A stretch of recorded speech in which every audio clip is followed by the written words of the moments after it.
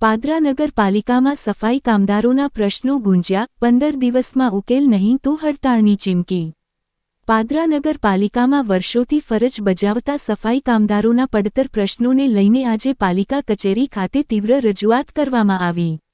ગુજરાત વાલ્મીકી સમાજ સંગઠનના પ્રદેશ પ્રમુખની આગેવાની હેઠળ સેનિટેશન વિભાગમાં કાર્યરત વાલ્મીકી સમાજના સફાઈ કામદારોએ નગરપાલિકાના ચીફ ઓફિસરને લેખિત રજૂઆત કરી હતી.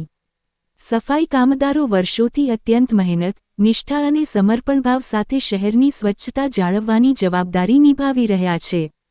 તેમ છતાં તેમની નોકરીની સુરક્ષા, વેતન, ભરતી પ્રક્રિયા સહિતના અનેક અગત્યના પ્રશ્નો વર્ષોથી ઉકેલ વગર લટકતા હોવાનો રોષ વ્યક્ત થયો હતો. આ અગાઉ અનેક વખત રજૂઆતો કરવા છતાં તંત્ર દ્વારા કોઈ નક્કર પગલાં લેવામાં ન આવતા આજે કામદારો અને આગેવાનો એકજૂટ થઈ ચીફ ઓફિસર સમક્ષ મુદ્દાસર રજૂઆત કરી હતી. રજૂઆતમાં સ્પષ્ટ માંગ કરવામાં આવી હતી કે સેનિટેશન વિભાગની તમામ જગ્યાઓ પર પરંપરાગત રીતે સફાઈ સેવા સાથે સંકળાયેલા વાલ્મીકી સમાજના લોકોનો સમાવેશ કરવામાં આવે, સ્ટાફ સેટઅપમાં વધારો કરવામાં આવે તેમજ લઘુત્તમ વેતન સંબંધિત ચુકાદાનો તાત્કાલિક અમલ કરવામાં આવે.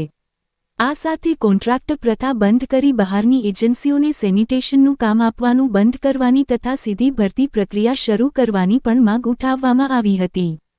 આગેવાનોએ ચેતવણી આપી હતી કે જો આગામી 15 દિવસમાં કામદારોના પ્રશ્નોનો યોગ્ય અને ન્યાયસંગત ઉકેલ નહીં આવે તો સફાઈ કામદારો હડતાળ પર ઉતરવા મજબૂર બનશે, જેના પરિણામે શહેરની સ્વચ્છતા વ્યવસ્થામાં ખલેલ પડશે અને તેની સંપૂર્ણ જવાબદારી નગરપાલિકા તંત્રની રહેશે.